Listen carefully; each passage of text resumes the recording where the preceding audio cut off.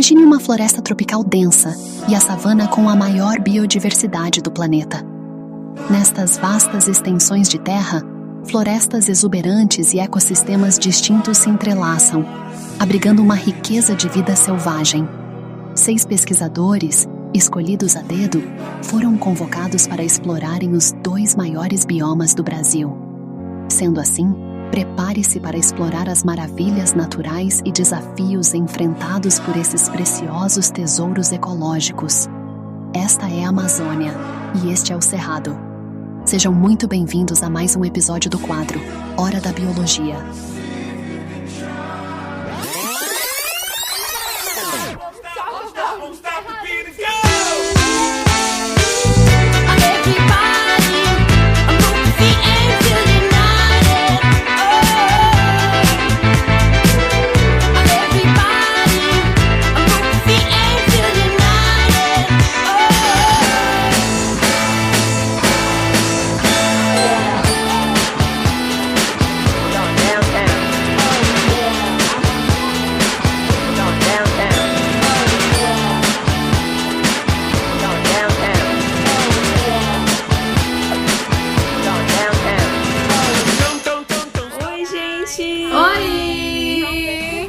Aqui no Cerrado. Nossa! Com a Isaíra. Sim, muito legal. A Yara e eu. Gente, aqui no Cerrado é muito legal, sério. Muito bonito A mesmo. gente tá muito animada, então bora lá. Vamos lá.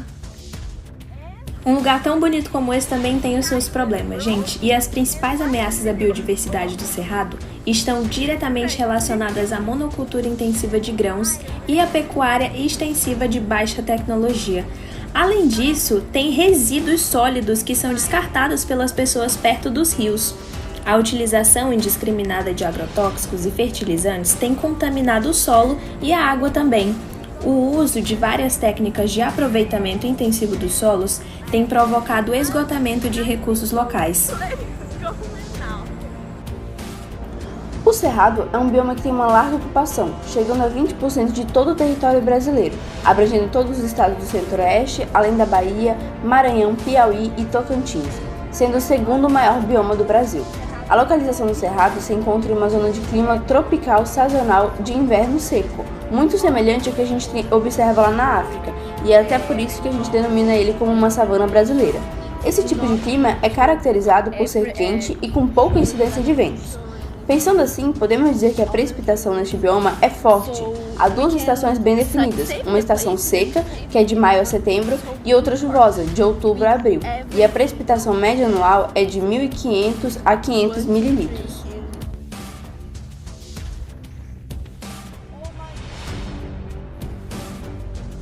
O bioma Cerrado é considerado o segundo maior bioma brasileiro em extensão e a mais rica savana do mundo em biodiversidade. Sob seu clima, o predominante no Cerrado é o tropical sazonal, caracterizado por um clima quente, com períodos chuvosos e de seca. O clima do Cerrado apresenta 2 estações bem definidas, verões chuvosos e invernos secos. Suas precipitações, que são as chuvas, tendem a ser semelhantes em todo o bioma, mas a temperatura é mais variável. Sobre a sua fauna, é necessário ressaltar que o Cerrado e os ecossistemas que o compõem possuem uma rica fauna, sendo o habitat de muitas espécies de animais. Esse também é um dos motivos desse bioma ser um dos mais afetados pelos tráficos de animais.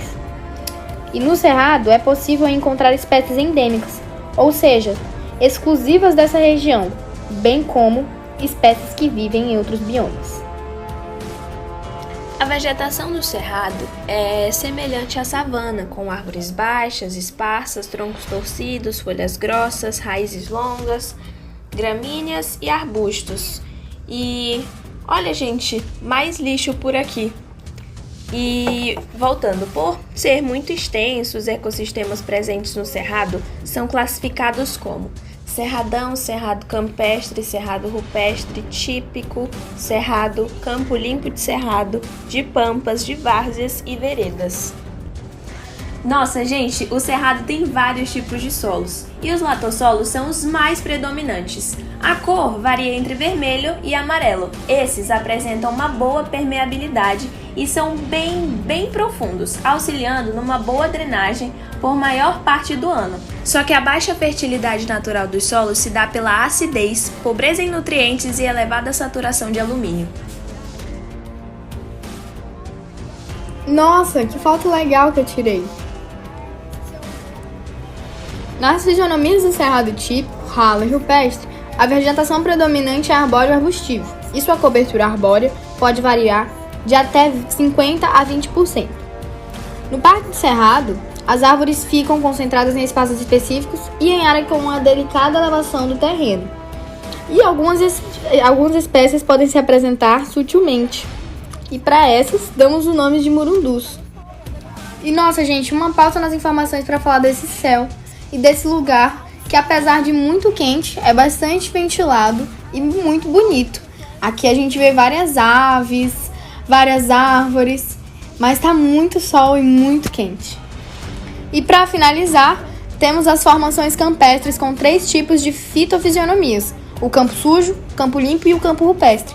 E como o nome diz, no campo sujo há um predomínio de arbustos e subarbustos, que são preenchidos de espécies do extrato herbáceo.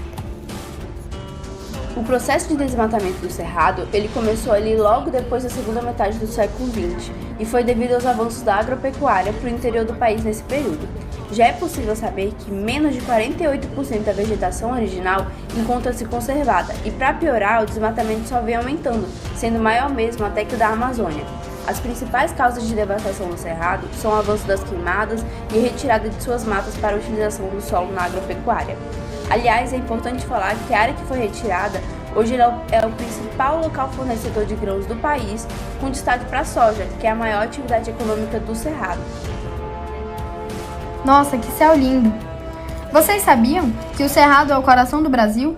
Não somente por estar localizado na região central do país, mas principalmente por ser o local de onde brotam veios d'água, que alimentam boa parte das bacias hidrográficas brasileiras.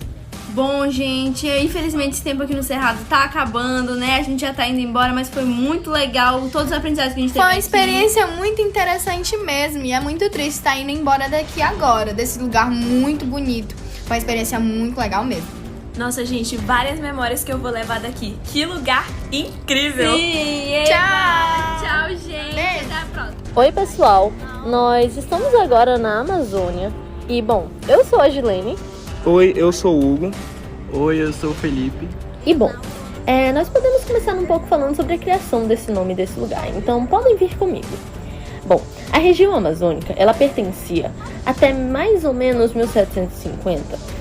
Por conta do Tratado de Tordesilhas, assinado pela Espanha e por Portugal em 1498, pertencia à Espanha. Mas desde o início do século XVII, depois de vários alvos de inscrições portuguesas, essa disputa acabou se encerrando com a assinatura do Tratado de Madrid, o qual foi assinado em 1750, que deu a Portugal a posse definitiva da região. Bom, aqui nesse lugar nós podemos ter um pouco das visões desse mundo. Olha, aqui a gente tem um pouco do rio, que a gente tem uma breve representação dele, mas obviamente não chega nem um pouco perto. A gente também pode destacar sobre a criação desse lugar. E, bom, nós damos o nome principal por um cara chamado Francisco de Orellana. Esse cara, em 1541, quando os desbravadores espanhóis chegaram aqui na região dos Andes, se depararam com o que consideravam índias guerreiras, parecidas com as Amazonas. E a história da criação desse nome também pode variar um pouco nas versões, mas até onde se sabe, o nome Amazonas vem da palavra Amassunu, que quer dizer na língua indígena, ruído de águas ou água que retumba. Mas, enfim, eu realmente já me encantei demais por esse lugar, mas eu estou muito, muito cansada. Então agora eu vou beber um pouco de água. E bom, é isso, eu espero que vocês tenham gostado desse breve início. Tchau! Hugo, então você pode começar me falando sobre o clima daqui, não é? Sim, vamos falar agora um pouco sobre o clima. A Amazônia é uma região bastante úmida e quente, e isso deve-se à existência da floresta, que, por meio de evapotranspiração, perde água para o meio ambiente.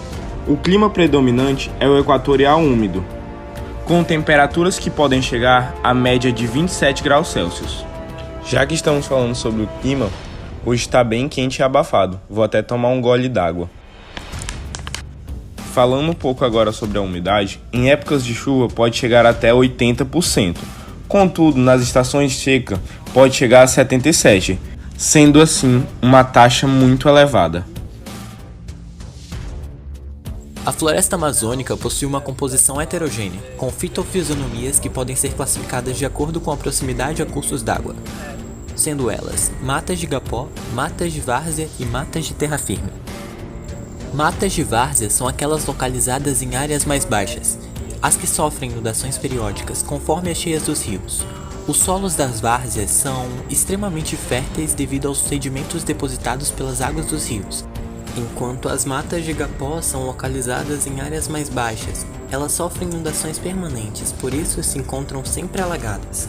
Para sobreviver a essa condição, as plantas apresentam estratégias e adaptações diferenciadas. Já as matas de terra firme são encontradas na maior parte da floresta amazônica. Elas não sofrem inundações por localizar-se em áreas mais altas. A vegetação encontrada é, em sua grande maioria, de maior porte, com uma grande castanheira. Ai meu Deus, Hugo, por favor, toma cuidado. Bom, e o que nós precisamos falar sobre esse bioma são de alguns problemas causados pela ação humana. E bom, de alguns desses nós podemos listar o desmatamento, as queimadas, a garimpagem, o agropastoeiro e até mesmo a biopirataria como um dos principais representantes de vários problemas ambientais enfrentados pelo bioma amazônico. Bom, nós também não podemos ignorar de forma alguma que a Amazônia, ela é como o coração do mundo, então nós não podemos simplesmente ignorar isso e fingir que não está acontecendo nada. Loca, olha essa garrafa, isso é inadmissível. Esse conjunto de diversos problemas causa ações devastadoras para o meio ambiente, como por exemplo o aquecimento global, então nós precisamos urgentemente parar com isso. A Amazônia é o bioma brasileiro conhecido como a maior biodiversidade do mundo. Ela possui diversas peculiaridades, com relação à sua vegetação extremamente densa, sua fauna e clima diversificados, ou seus rios extensos e de extrema importância para o país. A biodiversidade da Amazônia é surpreendente. Muitas espécies que habitam seus ecossistemas sequer foram estudadas. Exploradores descobrem novas espécies de plantas e animais quase diariamente. Pesquisadores afirmam que já foram encontradas mais de 30 milhões de espécies só no bioma. Isso apenas na parte do bioma que se encontra em território brasileiro. Assim percebe-se como a sua fauna é extremamente diversificada e importante. Falando um pouco agora sobre a localização geográfica, situada na região norte da América do Sul, a floresta amazônica possui uma extensão de aproximadamente 7 milhões de km², espalhados pelo território do Brasil, Venezuela, Colômbia, Peru, Bolívia, Equador, Suriname, Guiana e Guiana Francesa. A maior parte da Amazônia, aproximadamente 60%, está localizada no território brasileiro e outros 40% em outros territórios da América do Sul. O solo da floresta amazônica é em geral bem arenoso. Ele possui uma camada fina de nutrientes que se forma a partir da decomposição de folhas e animais mortos. Esta camada é rica em humus, uma matéria orgânica muito importante para algumas espécies e plantas da região. Mas devido às precipitações e às temperaturas elevadas, o solo sofre alterações em seu material de origem e lixiviação em suas bases, tornando-se profundo e bem drenados, apresentando uma coloração vermelha ou amarela, se tornando pouco ácido e fértil. Apesar da grande biodiversidade existente na Amazônia, o solo dela ainda não é propício para a agricultura, mas estima-se que em uma pequena parte do solo amazônico seja de terra preta, um tipo de solo altamente fértil, originado principalmente pelo acúmulo de resíduos orgânicos e uso de fogo na sua carbonização, resultado da ação de antigos povos indígenas. Meu Deus, mas quanto mato por aqui. Tá bom, pessoal, nós não podemos começar a falar de atividades econômicas sem citar as principais economias desenvolvidas pelas comunidades tradicionais, que são, por exemplo, a caça, a pesca, o extrativismo e a agricultura de subsistência. Mas geralmente esse tipo de atividade possui pouca circulação de dinheiro, e isso acaba pressionando muitos novos ciclos a quererem se desenvolver, ciclos esses baseados na monocultura, na exploração mineira e também na exploração madeireira. Entretanto, é muito importante também que a gente fale que a Amazônia tem um potencial para suprir todo o país com seus recursos naturais. Porém, para isso, é necessário que a gente passe a ver a Amazônia como uma porta para o desenvolvimento e não como um empecilho. E cara, é de verdade surpreendente o quanto que a Amazônia pode desenvolver um país inteiro de uma forma tão fácil, só com seus recursos naturais e com todo o seu desenvolvimento de cada lugar. Por isso, nós precisamos valorizar cada vez mais a atividade econômica aqui desenvolvida. Pessoal, então vamos parar por aqui. Estamos muito cansados, então nós temos que dizer adeus para os nossos telespectadores. Então é isso, e eu realmente espero que vocês tenham gostado. E bom, isso é a Amazônia, e nós ficamos por aqui. Tchau. Tchau. Tchau.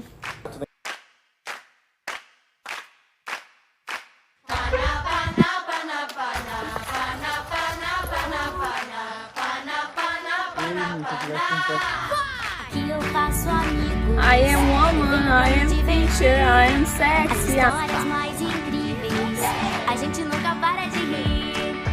Guys, let's stop with this. I'm so tired.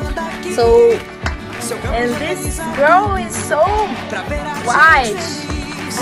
Oh my god, I'm so white.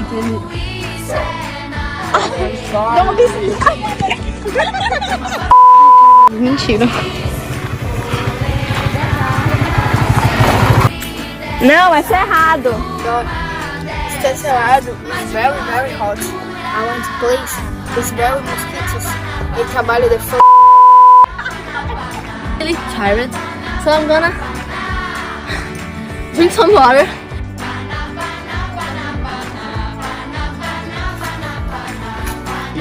Rapaz, é aqui que é o canal. So that's it. I am feminine, I am masculine, I am anything I want. Isso aqui parece muito a Amazônia. Meu Deus, meu vídeo estava tão vibe. Normal. I'm suspended.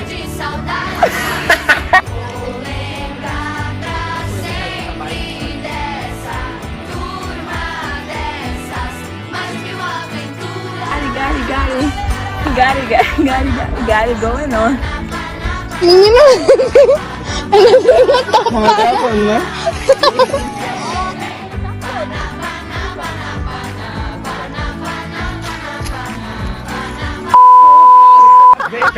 Ou iluminação e né, oh my god, Hugo, please. I'm sorry. Solar, sim. Faces, frases, Tá bom. Bye. Won't stop the beat